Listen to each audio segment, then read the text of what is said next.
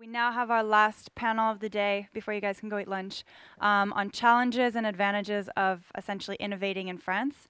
So if I can have Marc from Scoopit come up, Michael from Le Kiosque, and Antoine from Skim. I think somebody has to go find Antoine.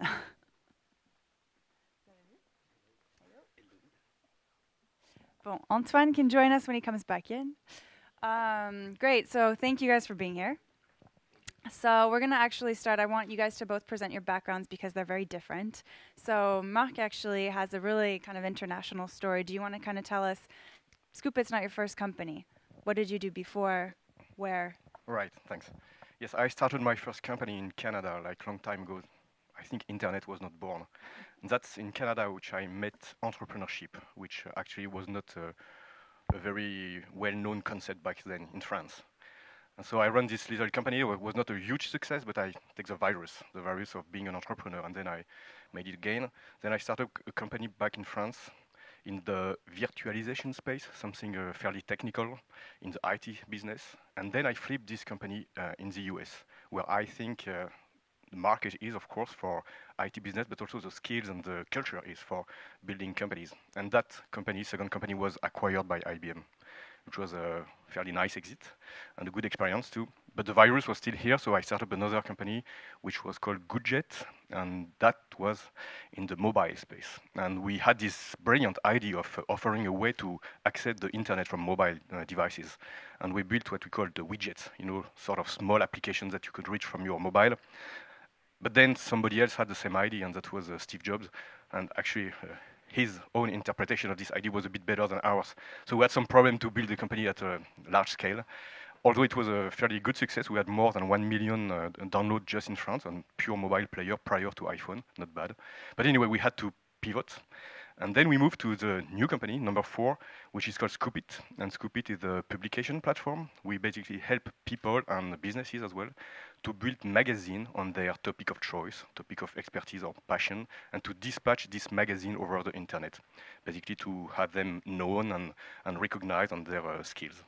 And it seems to be a pretty successful pivot. Yeah, thank you. Yes, it's starting well. Basically, it reached a good time in the internet. We have this all overload sort of discussion about the internet. Many content, a lot of content exists, and actually we have this situation where very few people write and a lot of people read.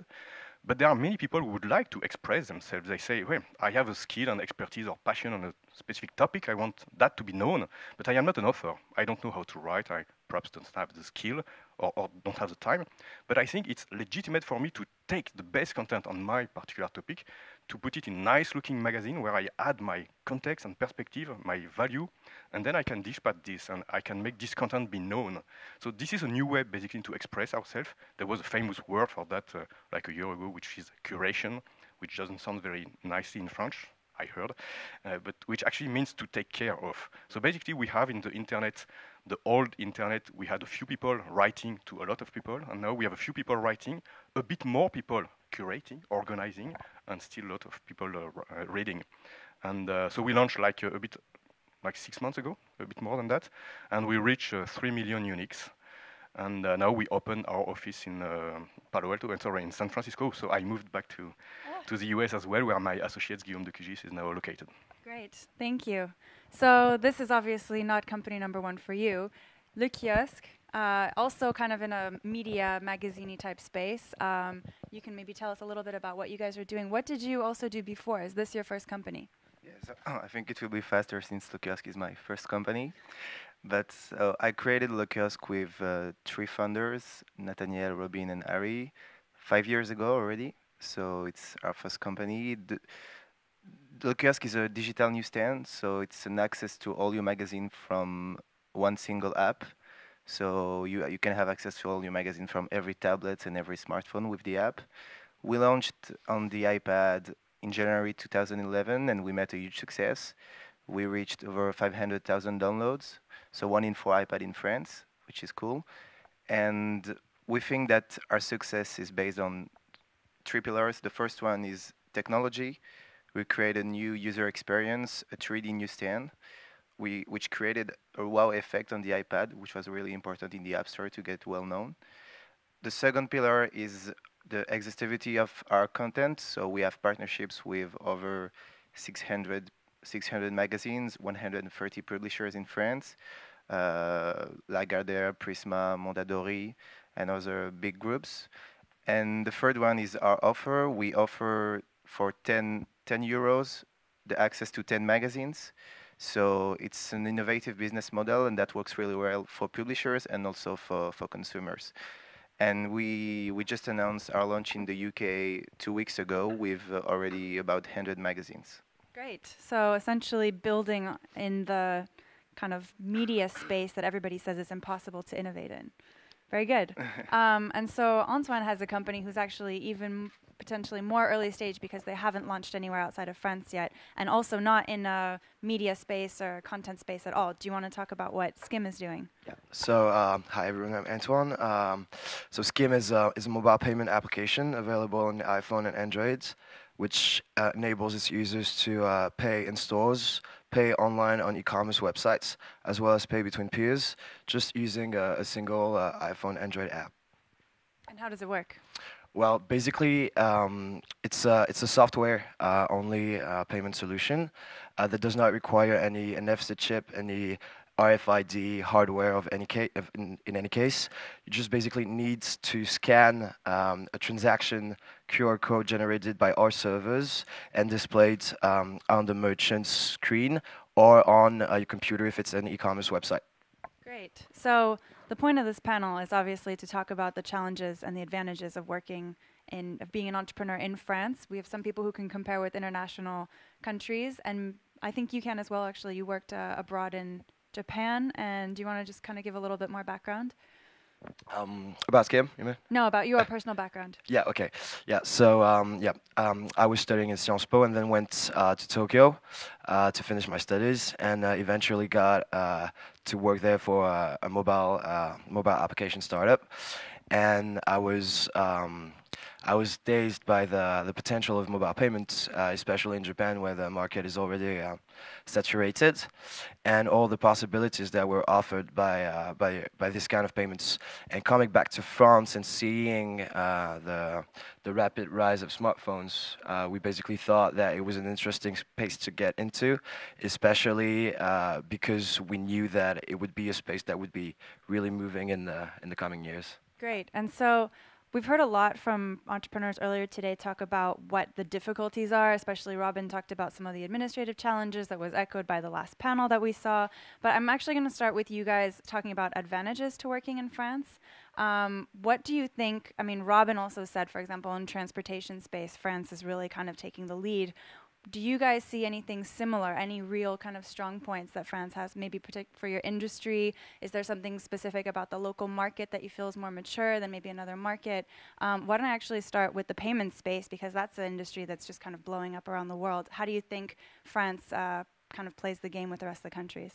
Well, the payment space is a very complex space.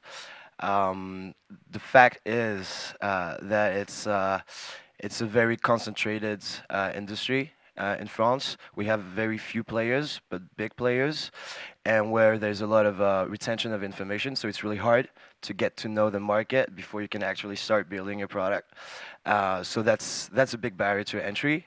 But I guess once you've passed this barrier, it's also I would say a protecting barrier for your startup, because it's really hard barrier to entry. Getting to know the regulations, getting to know what you need to do, what you're allowed to do, where you need to comply or not. It's a maze. You passed the barrier. Yeah, we've passed it. Great. So, and then do you feel that maybe there's any advantage, maybe in terms of your costs? Does France offer any kind of fiscal advantage that you don't see in other countries? Yeah, I guess it goes both ways. On the one hand, one very good thing is you get a lot of help. You get a lot of, I mean, we got probably 90,000 euros from subsidies from Oseo on the one hand, and on the other hand from Prêt d'Honneur from Sciences Po, for instance. So you get a lot of public and parapublic entities that fund startups and that help innovation growth. On the other hand, talking about precisely the payment space. I think where it's going to be harder to install mobile payments in France is because that credit cards transaction fees are very low compared to the US, for instance, and so there's not that price premium that you can find in the US explaining the amazing success of Square, for instance. Okay. And so, how about in the content space? I think France is probably a bit of a mature market in terms of, I mean, if you're able to have 1 out of 4 iPads taking a kiosk, how do you feel France presents advantages? I think if you look at things the positive way, first of all, we have an ecosystem in Paris, a startup ecosystem, so it exists, even if it's small and it's not big enough, it exists. So we have VCs, we have startups, good engineers, tech events, accelerators, etc. Have you benefited from any of these? Yes, of course, Which of ones? course. The ecosystem, the VCs, we've been financed, backed by VCs for now more than 2 years. We hire good engineers from good school. We have all the engineer team here in Paris, and also one in Morocco. That's another point. That's another problem. So this is, I think, this is the first point. The second point, there is a series of there are a series of elements that encourage entrepreneurs to build their startups. So he talked about Oseo, but there is also some tax cuts, tax R&D tax credits, such as crédit d'impôt recherche, that are very helpful when you launch your company. And also, we also have big markets. I think this is the third point. In terms of, for instance, magazines, the magazine industry is about 4.4 billion in France. It's 3 billion in the UK, so it's bigger in France than the UK. It's 1.9 billion in France, in Italy. So we have some big markets, but if we see from the other revolution we are in, which is the tablet revolution, talking about Le Kiosque, we only have 2 million iPad in France, and UK has 5 million. So we had to scale, we had to go global because the market was just too small. If we compare to the iPhone market, for instance, in France, it's 6 million already. So we had to find other iPads, and the iPads were globally in the UK. So you guys are simply following the iPad market. Exactly. And how about for Scoop It? Well, first, I'd like to go back to what you said about the negative aspects, Okay. which I think are not that negative, as Okay. a matter of fact, and I'm very happy that you said something positive about that. It has changed dramatically the last years, the last perhaps 10 years. It's actually easy to set up a company, to found a company now in France. The ecosystem is good, you have the tax credit, you have 8,000 helps or support from the government, which is way too complex, of course, to navigate through. But at least it means that people are helping. Government is helping. It's actually easy. Last year, France created 500,000 companies, which is like 150,000 more than the UK. So actually, we are turning the table around. So that's something new. It's a nice stat. We need to be super positive about that. And we have excellent engineers. And we are sort of equating innovating and setting a company with digital and with e-commerce and so on. Actually, there are other innovations as well. There is a green tech, there are services, and there are many other things happening. So we should not have just a panel on digital. Although I am very happy that you invited us in this panel. So actually, no, the positive aspect in France is way bigger than the negative aspect as far as setting up a company is concerned. Now there are other aspects. And the other aspect is how to grow a company, which is something very difficult in France for various reasons, and some of them are cultural reasons. We have fantastic engineers here, and special praise to my team, which is, I'm sorry guys, but the best team in the world, and by far. Okay, but then we have deficiencies in how do you grow a company? How do you come from an idea, which is innovating, and we know how to innovate, but how do you make it an actual company which will grow and think about customer-facing issues and not only technology issues? Think about marketing, think about going to scale. And we don't have the culture yet in France, and we are lagging compared to countries such typically as the US. And that's why personally, in Scoopit, as I did for the previous company, I am hunting in the US for acquiring the skills that we need to bring into French companies so as we can go to the next stage. It's not only a question of hiring, it's also a question of having the culture here in France to accept that something small can become big. And we know, we have this sort of glass roof, where we have a lot of tiny companies and a few big companies, innovating companies too. We can launch rockets and high-speed train and this sort of things. So engineering is good. But in the middle, there is a big hole, a big gap. And I think the real big challenge is not to make it simpler to set up a company, but it's to make it simpler to grow a company. How do you do that? Well, I think there are various things that we need to envisage. One is training. We have very good engineers, but we need to think again about solving problems which are customers' problems, not only intellectual challenges. I think we are really good in intellectual challenges, but how do you solve problems which are useful for the mass market, for example? That's something. Another thing, how do you make big companies work efficiently with small companies? There is sort of a fear factor on, no, I cannot work with a small company because it might disappear. And small company will not work with big company because they say they will steal my intellectual property and I will spend hours in useless meetings. And so we don't have this culture of taking small things becoming big. And if anyone has something to share about that, I'm very happy to try to contribute. As a matter of fact, if I may, we created an association yesterday, which is France Digital. I don't know if you have heard of. It's basically to stimulate innovation in the digital space in France, and it's funded by VCs, investors. We do have VCs in France, and entrepreneurs as well. Great, thank you. I have to come back actually to something that you just said about the divide between the large corporations and the startups. We've seen some really interesting things happen in France where, I mean, I think first of all, there's no real acquisition culture. There's not talent acquisition culture. No big company's ever going to, you know, there's no Google that's just going to pick you up because you're an ex-Facebook employee. And then there's also this kind of this divide where people also want to innovate. Like I see a lot of big corporations kind of innovating something that already exists, that a startup has already done and done very well. And I've seen it happen quite a few times. Do you guys, have you experienced anything like this where you've tried to, you know, reach out to a big company or collaborate with them and it hasn't gone particularly well? And do you think it's particular to France? I'll let you start. Yeah, well, I think this is a very interesting point, especially for us, because I mean we're working on a B2C model where we basically need to sell to companies so they can sell to their customers a new payment system. So what happens is it was very hard for us to get our first big references, because then it's a matter of trust and who's going to take the lead. Now we've seen, like, in a year, it's been a year since the company's been funded, and it's been 4 months since the product's been launched.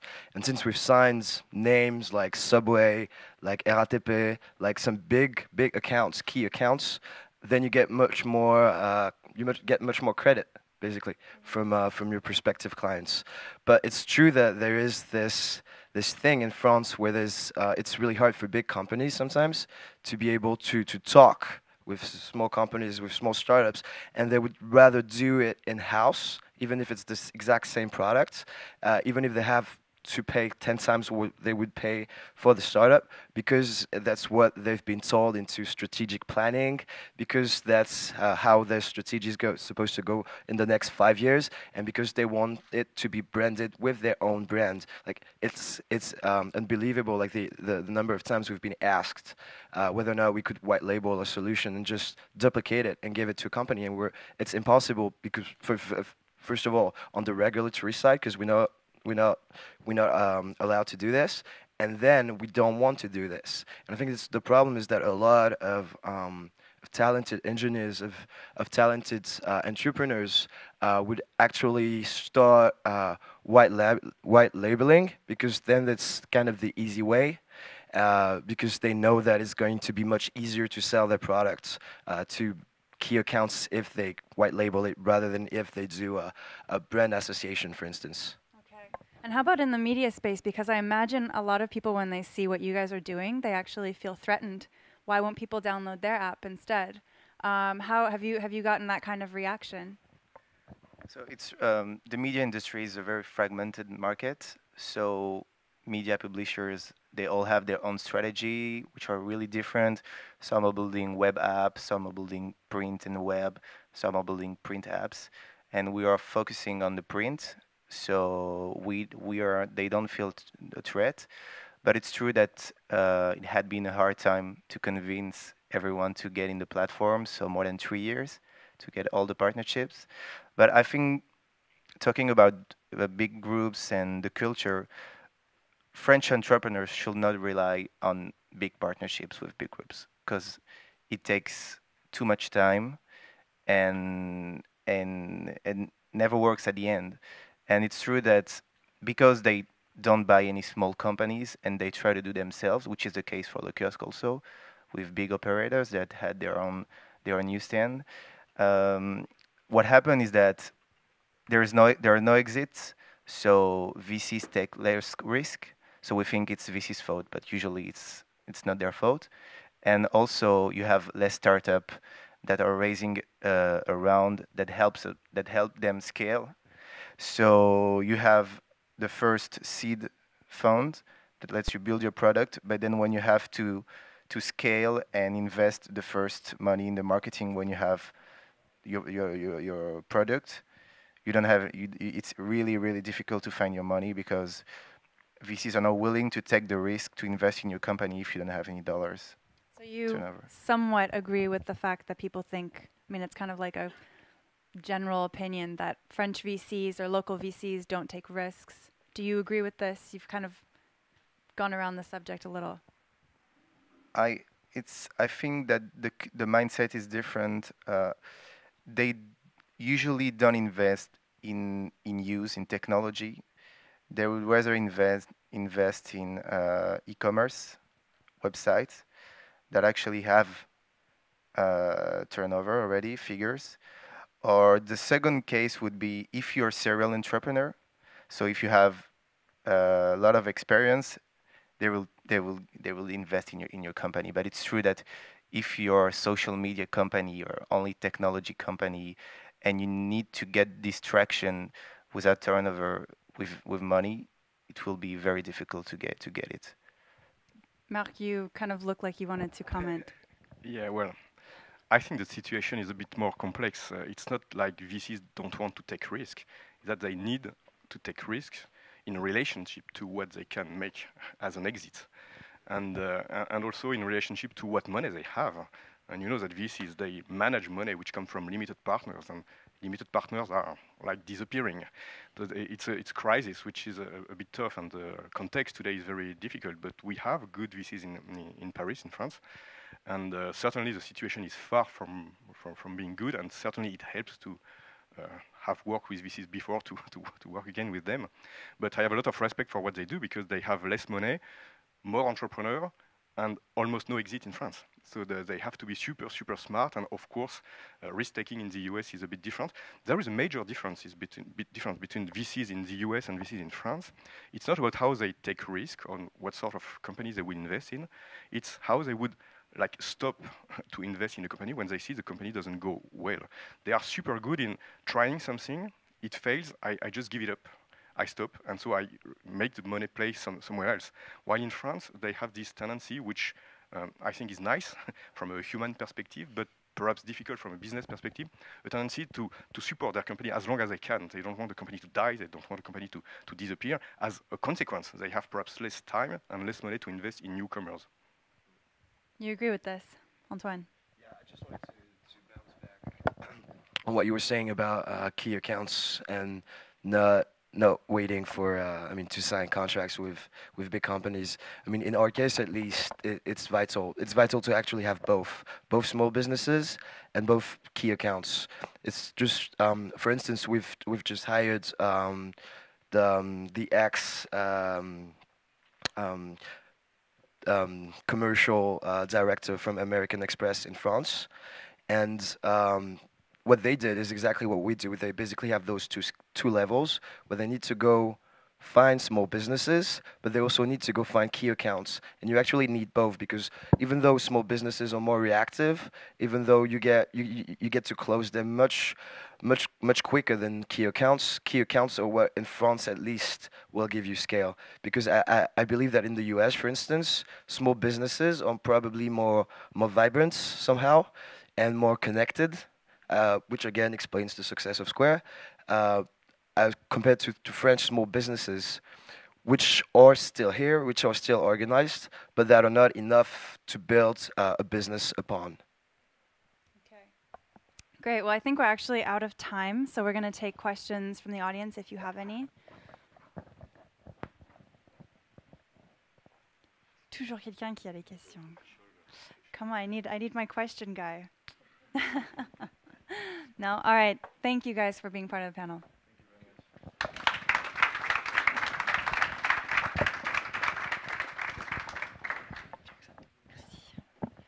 So now I guess that's the end of the first edition. So we have the second edition coming up on September 4th, which is about funding. So we'll be releasing the program for that one shortly. And then for startups that would like to pitch investors, we already have Partech, Wellington, and 360 Capital confirmed for the 18th of September. We're going to have at least 5 more investors lined up by then.